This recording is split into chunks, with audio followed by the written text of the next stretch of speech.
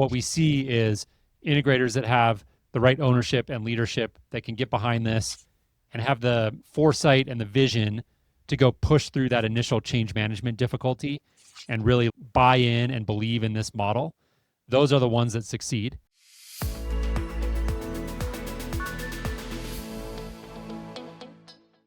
Hello, and welcome to another episode of the Flywheel Effect. I'm your host, Brent Sonnek-Schmelz, with my co-host, Matt Bernath, and we are sponsored by Vital. Now, Matt, I'm going to throw a curveball here. We have a guest on today that knows Vital. And Jason, give your best marketing description of Vital for us. Oh, man. You told me this would right be on the spot, but you didn't warn me. Yeah. Vital is a company that helps integrators get their act together when it comes to keeping good books and financial records and accounting best practices, which is a hugely important part of running a healthy integration company.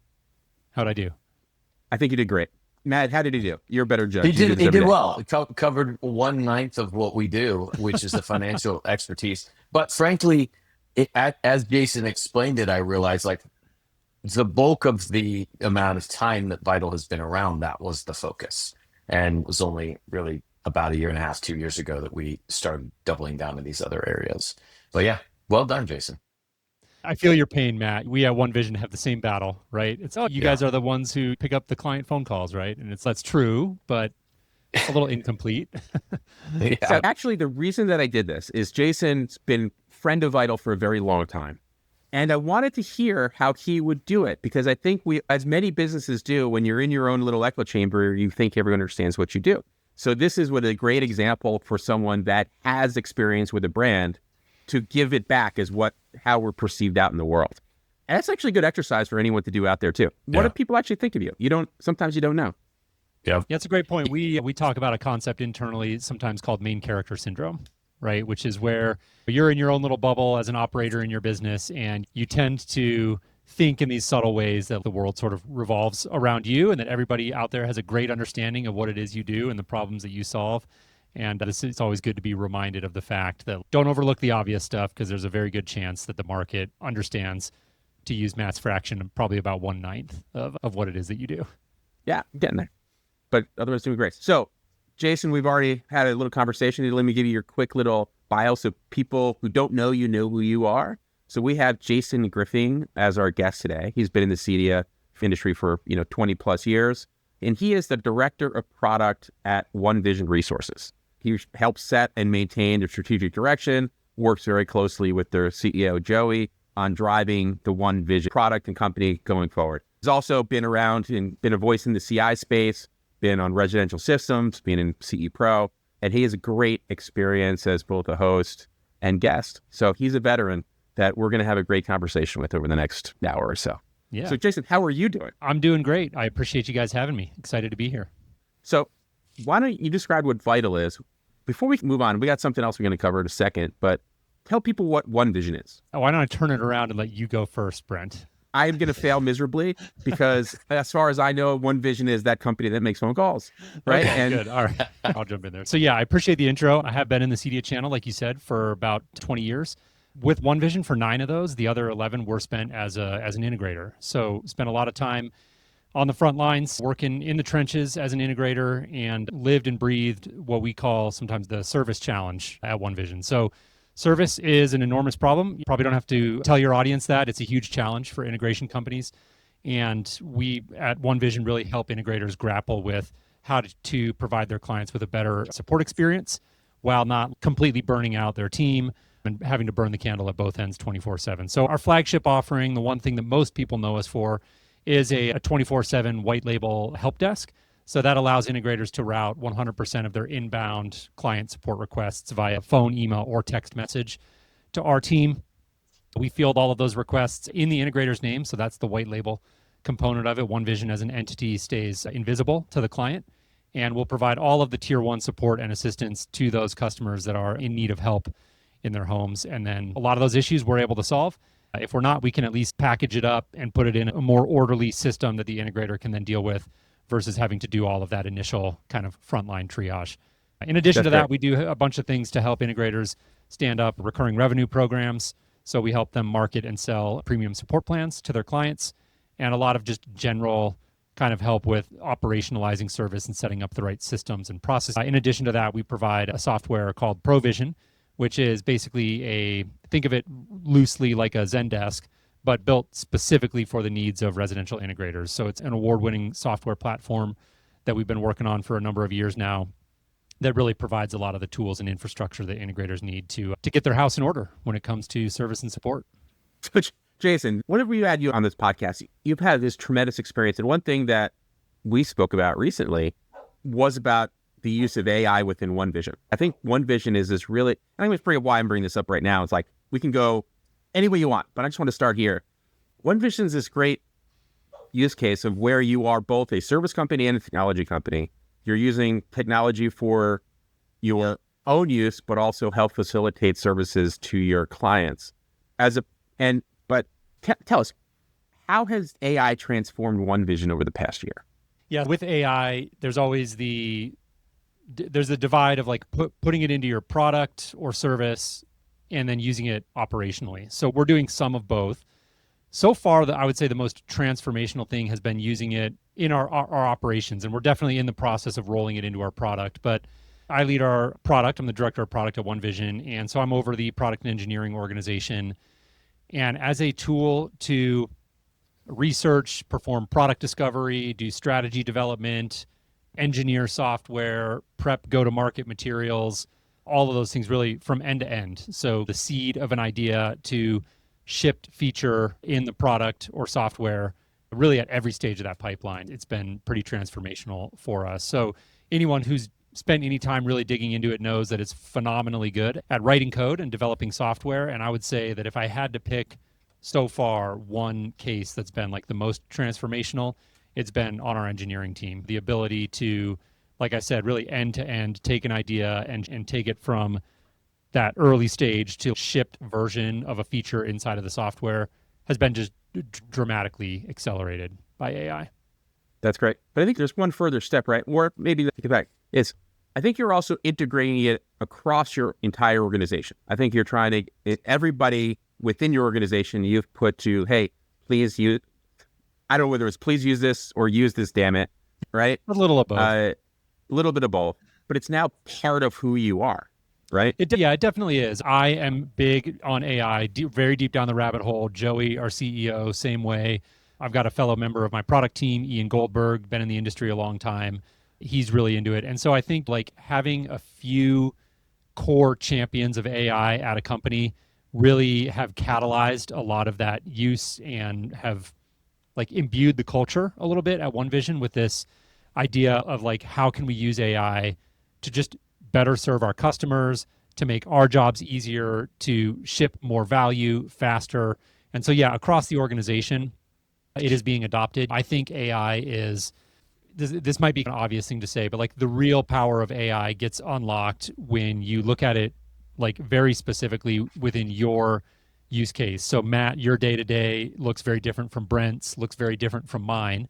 And so there's some low-hanging fruit with AI, right? Open up ChatGPT or Claude, and you can get a lot of value out of just diving in there and engaging with it. But what we've really tried to encourage people at OneVision to do is within their specific department or their domain, like really dive in, pick a problem and dive into AI and see how you can use AI to solve that issue. So on the sales marketing side, they're doing a lot of content development, strategy formation. Our support team has built out a bunch of different tools, but like one that comes to mind is a new AI-powered quality assurance or QA mechanism that now allows us to perform quality assurance across 100% of the support tickets that come into our contact center, which is amazing. Most contact centers traditionally have had to rely on just random sampling of contact center volume to get a sense for what's going on and the kind of quality level of the support being provided. We're now able to provide an AI-powered baseline quality assurance across 100% of those instances. And then on the product side, I already itemized some of the things we're doing there. So every individual department is looking at this a little bit differently, but the way that leaders in the organization, such as myself and Joey, our CEO, have approached it is to really try to lead by example. So get in there, roll up our sleeves, solve problems with AI, share those with the organization. And as soon as you can get somebody else in the company to have that light bulb moment, it's usually a pretty easy thing to keep them rolling with it. That's awesome, That's Jason. great. Thanks for sharing that. One thing that I'd like to touch on is this AI for CI initiative that you have. I watched your first episode. I thought it was great, really fantastic stuff. What was the sort of impetus for that? What was the reasoning that you felt like that was necessary, or maybe it was just a passion project or what? Tell us how that was birthed. Yeah, it is a passion project for sure. So Chris Smith from the co-team and I are doing that together. Our vision for it is once a month, get integrators together and share ideas. What are you building? What are you working on? What tools are you using? And just help to spread that knowledge throughout the industry. I would say as far as what motivated it, it goes back to that idea I mentioned a minute ago. It's a different variation of it, but the true power of AI really gets unlocked when you look at it within a specific domain. So in this case, looking at it within the domain of custom integration, so AI for CI. There's a lot of generalized advice out there about AI. You can go onto YouTube and find literally like thousands or millions of videos about AI and how to apply it generally, but there's not a lot of content out there specifically for the CI channel. And so Chris and I felt like there was an opportunity to really shine a spotlight on what some of the folks in this industry are doing with AI that's very specific to our channel. And like you said, we've had one episode so far. It was really well received. We had great registration and attendance, lots of folks reaching out afterwards. So I think there's a ton of excitement around AI right now. There's also a lot of uncertainty, and there's also the uncertainty around the kind of existential questions of what this means for knowledge work and so forth. I'm not necessarily going there when I say uncertainty. I'm saying more like uncertainty about exactly how to apply it in the business, right? So there's general understanding that it's super powerful, that anyone in any form of knowledge work should probably be rolling up their sleeves and getting directly involved to really learn about the capabilities and limitations of the technology. But like when you're running a business day to day and you're spinning a million plates, it could be hard to find the time to sit down and think critically about how to map those capabilities to your specific business. So we want to shine a spotlight on some of those use cases and really just help inspire people to think about how they can leverage the technology to build better businesses. So what is the step one use case that anyone listening to say, okay, go do this tomorrow? First. So I'll answer this two ways. So I would say the first thing that comes to mind isn't so much a use case, a broader kind of concept, which is that context is king, is what I say. So with AI, if you really want to unlock AI in your business, AI is only as good as the information or the context that you can feed it. So you have to start thinking first about ways that you can aggregate this context, and that's going to look a little bit different for every type of business. In my world, for example, I'm on Zoom calls all day long, right? And so having some sort of system that can easily transcribe those calls and then being able to feed those transcripts into a sort of repository where they can be analyzed and used as fuel to propel AI forward to help me do things like strategy formation and research is one example. So if you're an integrator, in fact, our first episode of AI and CI really, our guest Adam Zell from Boston Automations talked about his use of Plod, which is like a little hardware device that you can take out into the field and record, basically transcribe meetings or site walks or use it. He's using it for field notes from technicians and so forth. So those are like examples of what I mean when I say start thinking about context capture and context aggregation. And I know that's like a broad kind of abstract idea, but bear that in mind as you start down this path. Like context is everything when it comes to AI. So you need to be really thinking about ways to capture that. As far as the use, go ahead. One question. You talk about context, and I think for people who are not truly familiar with AI, the word context doesn't necessarily mean what it means within the AI world. You kind of get into what context means and why it's important. Yeah. I'm glad you pressed on that a little bit. So context in this case refers to basically just information, written documents, emails, Slack threads, call transcripts, SOPs and documentation, site documentation, what kind of equipment is in your client's home, how is the system installed, all of this, it falls under that broad umbrella of context. So if you've done anything with AI, you'll know that every time you start a new thread with AI, you're often having to re-explain some basics about your business or the project that you're working on. There are a variety of ways to address that, and some of those involve just simple mechanisms within the tools themselves. So Claude, ChatGPT all have some sort of project construct where you can, within a project, you can write out a document that kind of explains what you're trying to do on that project.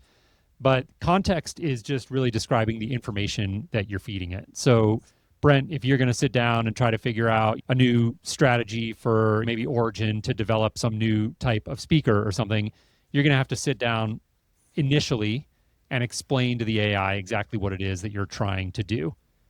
If you have written documentation about that already somewhere else, that's the kind of context I'm talking about. So instead of explaining everything from scratch, take 20 minutes to pull all of that stuff together and feed that into the AI and then start your conversation from there, because then you're building on foundations that you already have. So it's really just information. Yeah. So I think yes, but I think the key part is in AI, the context is what you provide the AI before you have the conversation so that it is more informed and provides you typically better outcomes that you're seeking. Yeah, it's but before the conversation. And then another aspect of this that made me think of is large language models all have this concept of a context window. So basically all that means is that within one thread, if you go to ChatGPT or Claude and you open up a new chat and you start talking to the AI, every message that you're exchanging, every message that's coming back from the AI is all like filling up a bucket, right? And eventually that bucket gets full.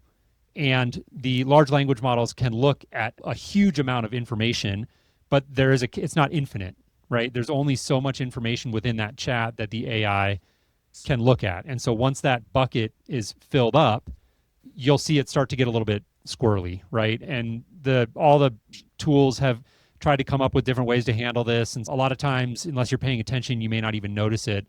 But this is why there's this generally understood advice of if you're deep into a chat, sometimes you can see things start to go sideways. That's because the bucket is overflowing, right? Is a simple way to think about it. So one of the other tricks with context is if you get to that point and you're very deep into a chat with AI about some complicated topic or something, sometimes a really good thing to do is to stop and say, okay, take everything that we've just talked about and put it into a markdown document for me. So markdown is just a type of text. It's basically a Word doc with some special formatting. And then that markdown file you can store just in a folder on your computer.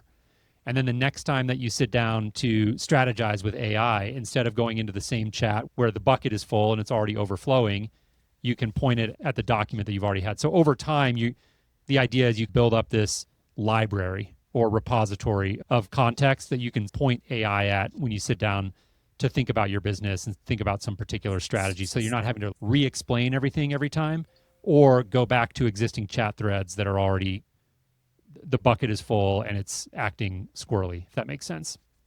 Yeah, and I think for people that don't use this system yet with either Markdown or HTML is the other one people are using now, which is website pages basically. It's like the unlock that changes AI from essentially a glorified Google search into something that becomes very dynamic in the way it works within your business. Exactly. So tools like Claude Cowork are making this relatively easy. But yeah, to your point, this is the unlock. And if you're still at the starting blocks, like everything I'm laying out is more intermediate, I would say. I wouldn't call it advanced necessarily, but it is intermediate. It's not something that you necessarily have to fully understand or internalize to get started, but it is a concept to keep in mind as you start down the path. Yeah, this is a great conversation. Jason, what I think is interesting is people need to spend some time at that early level before they start really understanding it to the degree that we're even talking about today. And that's obviously what we encourage everybody to do, is just spend some time experimenting and playing with it and whatnot. What I've noticed, and I don't know if you've seen this, but some people feel like it's more of a superpower than it really is. And they easily get frustrated by the outcomes. They believe that it will read their mind. They believe that because it knows everything, that it should immediately spit out all the right answers. And so your explanation of context is really valuable because, yes, imagine if you knew everything in the world, how hard would that be for you to provide reasonable responses if you have this massive data set, right? And so the way I think of context, and certainly would love for you to correct me if you have a better explanation, it's like it's guardrails, right? It starts to wall down this massive data set into what's important to you. and what's relevant to you. And I think I've experienced people getting frustrated, at the lack of quality responses, which of course is a user thing, but then also they think they could take a 5-hour task, turn it into a 5-minute task without really even knowing how to use the AI. And what I've experienced is we coach people to say, hey, if you think the task is going to take you 5 hours, give yourself 2.5 hours.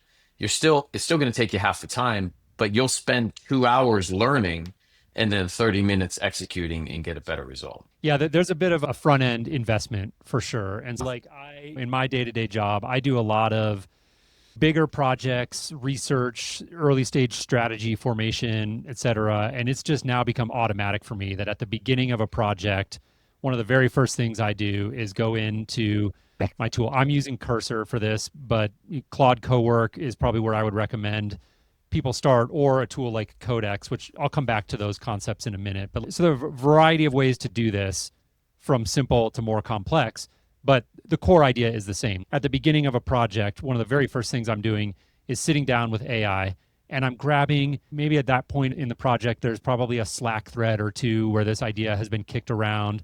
There might be an email, maybe some one pager that somebody threw together really quickly. And I'm doing what I call like a context dump.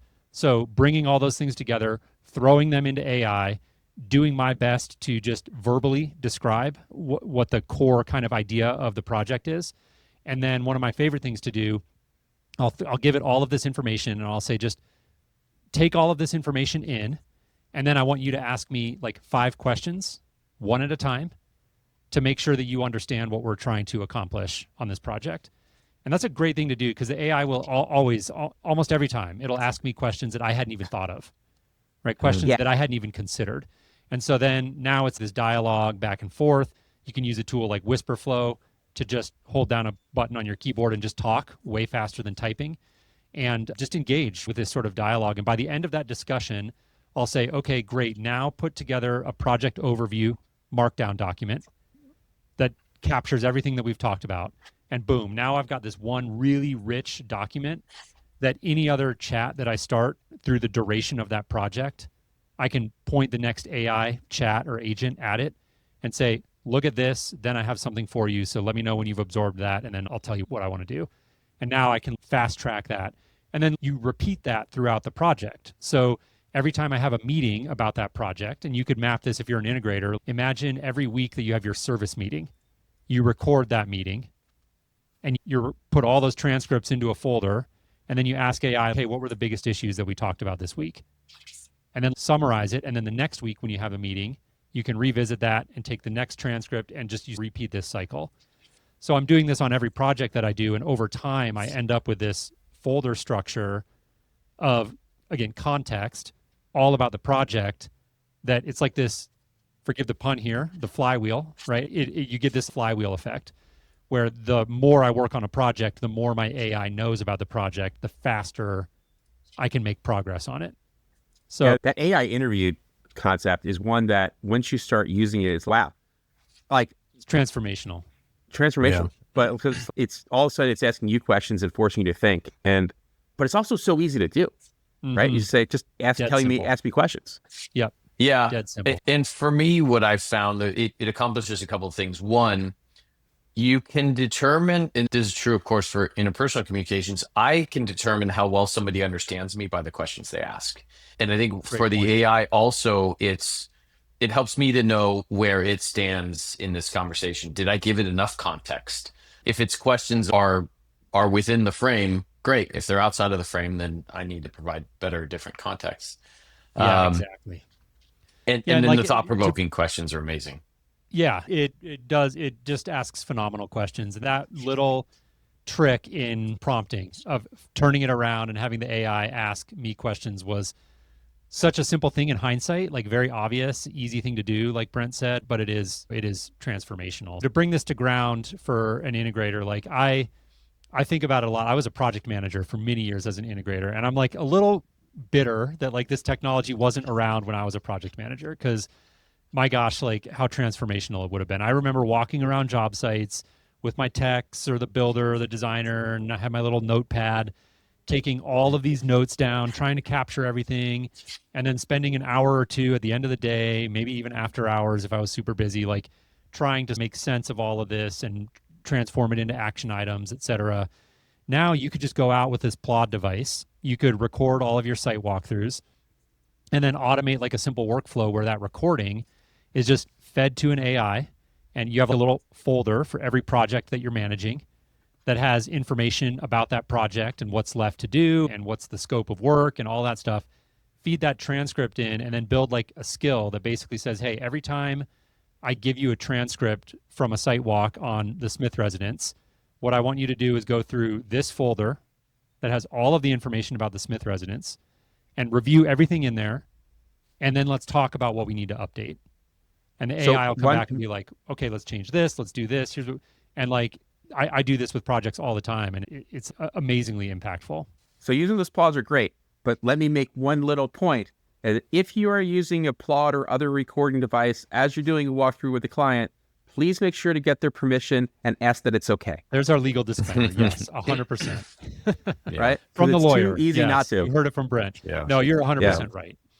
There are, of course, all the data privacy considerations here at play. So putting that aside as a disclaimer, all of this, whether you're transcribing Zoom calls or site visits, it all needs to be above board for sure. And that is a very real consideration. So like AI is this phenomenal tool. And I think what you're describing is different ways that you can unlock time, effort, everything else to prove this. And what that really does for you is it gives you more time to provide great service to your clients. So why don't we use this as like the other side of OneVision, where it's not just you as an AI company, it's you guys enable great service. But not just OneVision, but it's like, I think that service component is something that the CI world has really struggled with over the past couple decades in understanding how to use it as a profit center or revenue center as opposed to just a cost center that you hate. So before we get into that, I just want to interject for one moment, realizing our audience is more than just integrators, right? Our audience goes into everything. All home services. I think as you're touching on this, Jason, number one, there are people listening who don't even understand what the service component is or means. I think it'd be interesting to relate it to other industries, and maybe either we're ahead or behind them, and maybe talk about your feeling of how the service component fits not just in CI, but possibly other home services. Yeah, I do, come from that CI space. So I think, first of all, obviously, no matter what, like every business is a relationship business, and relationships come down in business to doing what you say you're going to do, like when you say you're going to do it, being trustworthy, following through. And like, I'm a big believer personally, because this is how I operate, is I want the contractors, the home service companies, every business that I engage with, my number one thing is just make it easy for me. Don't make my life more difficult than it needs to be. I am of the mind, and some people are different, but I am of the mind that like, I don't necessarily need you to go above and beyond and do these things that make me feel really special and great. If you want to do that, awesome, bonus points for that. But ultimately what I need you to do is pick up the phone when I call, make it reasonably easy for me to get somebody to my house if I need you to come out, show up when you say you're going to show up, communicate the day of, right? Little text message, hey, I'm on my way. Those kinds of things are great. And then show up and just do what you said you were going to do when you said you were going to do it. And if things don't go smoothly, just communicate about it. And these are just table stakes, right? And they sound really obvious, and they are simple, but in the day-to-day reality of business, like they're not all that easy to execute on. And there are very real reasons why companies struggle to do this. Home service companies are generally small businesses. There's a lot of demands pulling at people's time. And so ultimately, like providing these sorts of experiences at scale consistently is all about having the right systems, tools, processes in place to make sure that those things are being delivered consistently, because you're not going to be able to accomplish that goal as a small business unless you're really thinking about it from a process and personnel standpoint, right? Having the right foundation in place is really critical. So that's a big part of what we do at OneVision, is help not just pick up the phone calls when the clients are calling. We do that, and that's a really important part of it. But a lot of it is about the underlying like infrastructure, tools, processes that you need to have in place in order to make good on these promises consistently. That's great. Now, both you guys I think it's just context for me. Both of you guys are former integrators who worked as integrators for quite a while. And I think service has always been important, but I think the expectations on service from years ago, even so several to today, have actually changed dramatically. I think things are more technological, everything's connected, there's expectations around what is going to happen, but I'm not sure if the industry generally or home service generally has adjusted fully. Is that a fair statement, that this transformation of this, or is it not? I don't know. I think foundationally, yeah, we'll start, Jason, if you don't mind. Yeah. I think foundationally, the expectation of service hasn't changed. I think what it takes to provide great service has changed. Maybe the piece, in my experience, that has changed is the Amazon effect. Everything comes faster and easier in our world today. And so maybe that's the only thing that's driven the expectation. But to Jason's point, I want you to answer your phone. I want you to solve my problem quickly. And I want you to make sure that my life continues to be easy and that you don't make it harder by doing business with you. That's the baseline. But whether it's a software update or a reboot or something else, certainly that has changed over the years. Yeah, I would say that foundationally, I agree with Matt. Those concepts are timeless, and clients have always wanted those things. But I would argue that they want them faster nowadays than they used to. I would also argue that in the CI channel where I operate specifically, there have been some factors that have changed. So if you look back at like the CI industry when it first started, whatever, 30 plus years ago, like the problems were there, but they were fewer in number and they were simpler technologically speaking, right? Like the VCR lost power and now the clock is blinking 12 and the homeowner can't figure out how to reset it, or the Laserdisc player, like the little lens needs cleaned off or something like that, right? And I'm oversimplifying a little, but like it's true that like those systems were just simpler. We now live in a time when everything is connected. So everything has an IP address and there's just a lot more moving parts. There are forgotten passwords, there are server issues, there's all sorts of compounding effects that are happening now in these systems that are causing more frustrations, more failure points for clients. And then additionally, a lot of the hardware, and now this is not like across the board, there are still plenty of hardware categories in the CI channel that are very profitable. But a lot of the categories, like you look at flat screen TVs, for example, when they came out, it could be like $20,000 TV.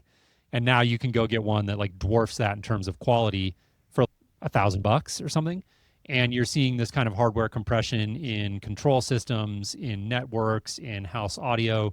So I describe it as a sort of rock and a hard place effect, where the rock is the system complexity going up, and the hard place is a lot of the hardware margin that used to subsidize the cost of service and support is slowly but surely evaporating.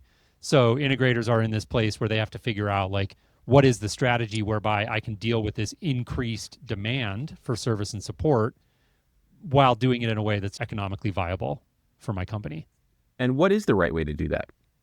The right way is definitely to have the right billing structures in place in your service department. So recurring revenue is the most obvious example that everybody thinks about, and I think is an important ingredient in this mix, is getting clients to see the value of having some sort of premium support plan in place where they're paying a recurring monthly fee of some sort to have access to things like highly responsive remote tech support, prioritized scheduling, maybe discounted labor rates, things of that nature. So recurring revenue is a big component of it, but I would say also just having the right tools and processes in place to make sure that you're billing for your time. A lot of integrators that I speak with, and I'd be curious for Vital, both your, like Matt, your perspective on this as well, if you see this, but there's a lot of, I'll say, leakage happening where service is being performed for clients, but because the right systems and processes aren't in place, invoices are just never getting shipped. It's basically being given away.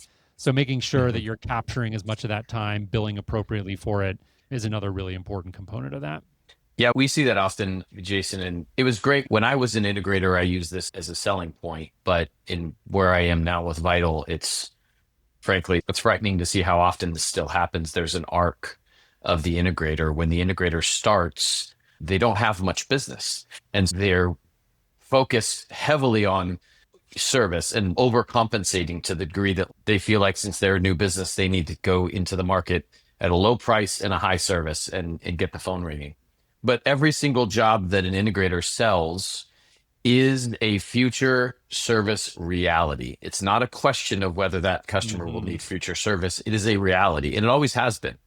Today, more than ever, as you described. So the newer integrator, let's say within their first 5 years, they struggle to recognize that even though they're making money on these new projects, they're not thinking about what happens in 3 to 5 years from now, or even less when they need service. So ultimately, what we've seen is this arc of usually within the first 5, maybe 10 years, service becomes such a reality that it puts massive pressure on the organization. And that's when integrators start falling apart. That's when the phone stops getting answered. That's when emails and text messages get ignored, because the integrator is so focused on feeding the machine with new projects, but not really thinking about how they're going to service their existing client base. And unfortunately, that's what ends up plateauing many integrators, and I would guess many other service organizations as well, because you just aren't thinking about it. And where OneVision has helped is those integrators, and allows them to unlock their next level of growth. They're not tied down so much to dealing with this service component that's overwhelming for them. Yeah. I think that's a good way to look. If you're early in your trajectory as a home service company, you can probably easily get the frog in boiling water anecdote, right? Where it's just slowly compounding and building up until eventually it reaches a breaking point and it becomes like a rate limiter on the amount of growth that you can achieve in your company. So I think it's impossible to start too early in terms of getting the right systems and processes in place for making sure that you can properly support and service your clients while continuing to grow your project pipeline and do the new installations that your company really depends on. So you've got to have both of those figured out. And that's a very difficult balancing act for small businesses to achieve. Yes, it starts out as what feels like a unique selling proposition, right? I'm going to overservice you and I'm not going to charge for it. And it starts out what many integrators think is a USP. Let's be real. Most integration companies, the large percentage of them, were started by somebody who was very technical or sales oriented, not business oriented. And so they're thinking, how do I get the phone ringing? Here's my USP. Then it turns into a liability, right? It goes from being a USP to a liability. And that's where, to your point, you have all this phantom revenue, we call it, which is technically revenue that should be collected, but they're change orders that aren't being created, or their service tickets that aren't being billed for. Right. Yeah. So we have part of your conversation that got me thinking is and here's the concept. How do you profitably monetize a truck roll without charging for that truck? And I think that's because I think if you're looking at truck rolls, it doesn't have to be every truck roll, but on average, can you generate enough revenue to make truck rolls very profitable, regardless of whether you're charging for that hour? And from what I'm hearing is the answer is yes, but it's not something that I think many integrators think about. They think about that truck roll is going to cost me $500 or whatever it is, right? But I got, as from the service side, have you guys thought about that concept? So I think there's a slightly different version of this that I've thought about a lot, which is one of the many reasons why I'm such a big proponent of getting like recurring revenue plans in place, is because as an integrator, a lot of times what happens is client calls you, and if you're calling like your plumber, you don't expect your plumber to spend 15 minutes talking you through how to unclog your sink, right? You call the plumber, they schedule a truck, they come out to your house and they take care of it. With technology, the expectations somehow became that I'm going to call you and you're going to spend 15 or 20 minutes over the phone telling me how to reboot my Apple TV. And you're not going to charge me for that, by the way, because who wants to receive an invoice for 15 minutes of phone support? Nobody. And so ultimately, like, that's why I'm such a big believer. And by the way, nobody wants to spend the time sending that invoice either, because it would cost more in time to process and send that invoice than it would generate in revenue. So these recurring revenue models are great for that kind of like remote support, because it basically, I guess in a sense, amortizes the cost of providing it. So the client pays for the access to the remote support, and then they likely use it depending on their system, maybe a few times a year, maybe more, maybe less. It just depends. Ultimately, I do think that truck rolls, unless it's like a warranty thing where you do need to have some sort of Warranty on your new installs, I would recommend not making that like crazy long. A few months is probably enough. The equipment may be warranted longer than that, but your labor, I think you need to be charging for. So if you're rolling a truck to the job site, I think you need to be sending an invoice for that with very rare exceptions. But there's a lot of things that can be solved remotely. And I do think that a recurring revenue model, like I said before, is the right way to monetize that. Jason, your comment around recurring revenue reminds me. So recently I had to change my healthcare because of a life event, and it made me rethink of what's important to me, what's not. And, one of the things that's important to me is when I want healthcare, I want it now. And I also want to have whoever is on the other end, whoever's my provider, to understand who I am and care about prevention in the same way that I do. And so as I did some research, I recognized our current healthcare system does not accomplish any of my needs. Mm-hmm. And so a friend of mine recommended concierge medicine, and there's a related field called direct primary care. Both of these are subscription services. So it's subscription medical services. And it's not much money, frankly, but what it does, because they're thinking the same way you're advocating, is that I pay a little bit every month, not a lot. They know that I'm not going to use that service every single month. Mm-hmm. But when I go to use that service, if they were to send me a bill, it would have been $600, $700, $800 because that's what it would cost. But since I've been paying every single month, A, I don't feel this weird feeling about getting a big bill. And B, I can reach them at any hour, any day, text, phone, or email, because what they're exchanging is access. And it's exactly as you described for integrators and nearly any other business out there. You can get it down to a fairly affordable amount if you have a high enough number of people using it and recognizing that a small percentage of them will be power users. Power users. Thank you. That's probably a good description.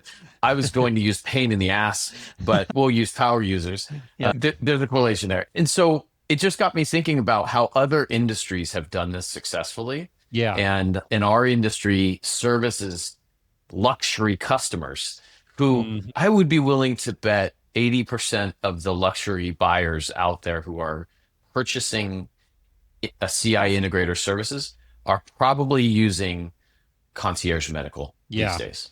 Yeah, I have a exact same setup here for my medical care, and I think that's a really great analogy. And the other thing is that you alluded to it briefly, is that there's the availability and the familiarity, right? I can just text my doctor, their team, his team. They respond. They know who I am. It's, oh, hey, Jason, it's a foundational or fundamentally different experience than traditional medicine. Mm-hmm. So I think thinking about those parallels from different industries are great, because ultimately that's what your customers want too. When they're having an issue with their integrated system or their heating or their plumbing or whatever, they just want to be able to quickly get help. They want to deal with somebody who knows their system. So they just send a text, get a quick response, and get the problem taken care of. And I think you can package those things up in a way that's immediately obvious to clients that that's part of the value that they're getting. And I think that can really help build confidence with your internal team that this offering is important and good for your clients, and really help bolster that value proposition in the eyes of your customers. Yeah, Matt, so your healthcare analogy was awesome. And it got me thinking, is healthcare is bifurcated between two things, is that kind of called concierge, considered a luxury type of medicine on one side, and then bare bones urgent care on the other, where you have no relationship, totally transactional. You don't know what you're going to get. You show up and it's going to be what it is, kind of almost emergency room, but not with less capability. And technology is kind of the same. Like there's this recurring revenue, high touch, high availability side that OneVision's pushing. And then you have the Amazon, Best Buy, do it yourself on the other. And the middle gets hollowed out. And when I say the middle gets hollowed out, I mean in two ways. One, there's not really opportunity in the middle, but also for people or companies that try to exist in the middle, it's an incredibly hard business model for an integrator to not be a do-it-yourself and selling product, not be a luxury recurring revenue, to just do the old way. Just like doctors, if you're not going to be urgent care or concierge medicine, that middle is it's getting hard. And I think man's land. Businesses got to figure out which way they want to go. To borrow confidence from another industry that's been doing this well for a long time, landscape maintenance. Does anybody ever get a bill for the 3, I don't know, dandelion plants that died and got replaced that week? No, right? You pay whether you're a residence or commercial property. You're not buying plants. You're buying the outcome of when I drive up to my property, this shit looks good, and I know every single week you're going to show up and make sure that it does. And I think integrators just need to start borrowing some confidence from other trades that are already doing this very successfully. Just because we deal in technology doesn't mean we should be doing things differently. I think that's a great point. And like I said, a lot of this is about using these sort of metaphors and analogies when you're presenting to customers as well as your internal team. A lot of what we see is the most successful integrators on our platform have a sort of cultural belief, right, that this is the right thing for us and for our customers. And that makes all of the difference. So as far as who's successful with these kinds of recurring revenue programs and who's not, we see a lot less stratification along the lines of like luxury integrators in coastal markets are really successful and everybody else struggles. That's not actually what we see at all. What we see is integrators that have the right ownership and leadership that can get behind this and have the foresight and the vision to go push through that initial change management difficulty and really buy in and believe in this model. Those are the ones that succeed, and you can make that work whether you're mid-market, more retail storefront type of integrator or coastal luxury or anywhere in between. Ultimately, the big thing that divides the successful from the not successful is the belief in the model. I think that's a really great place to put a pin in this. We've been going for about an hour. Matt, Jason, either one of you have any final thoughts? No, I appreciate you guys having me on. I think it was a great conversation. Beyond that, no, this was great. I would encourage anybody out there who's listening and wants to connect on anything AI related or OneVision service related. You can find me on LinkedIn. I'm fairly active over there, or jason.griffing at onevisionresources.com is a great place to connect as well. I love these kinds of conversations, so I really appreciate you guys having me on. Thanks for being here. Yeah, thanks for being here, Jason. I, as always, hang out with you, learn a ton. Appreciate you being here. Always great to share your presence and support in what we do and support in what you do. I think it's really ideal for leveling up our industry. Yeah, this was awesome. I really appreciate you guys joining us and having this fantastic conversation. But on that note, this has been another great episode of the Flywheel Effect. If you've enjoyed this conversation, please give us a follow, a 5-star review in Apple or Spotify. And if you know someone who would find value or enjoy this as much as you did, please give it a share. So until next time, everybody, this is the Flywheel Effect. Bye-bye. See ya. Thank you for tuning in to the Flywheel Effect. Our journey through the intricate world of luxury home services continues to be fueled by your passion for excellence and innovation. If you found value in our conversations today, don't forget to follow us wherever you get your podcasts. More insights and resources. Visit us online at growwithvital.com. Until next time.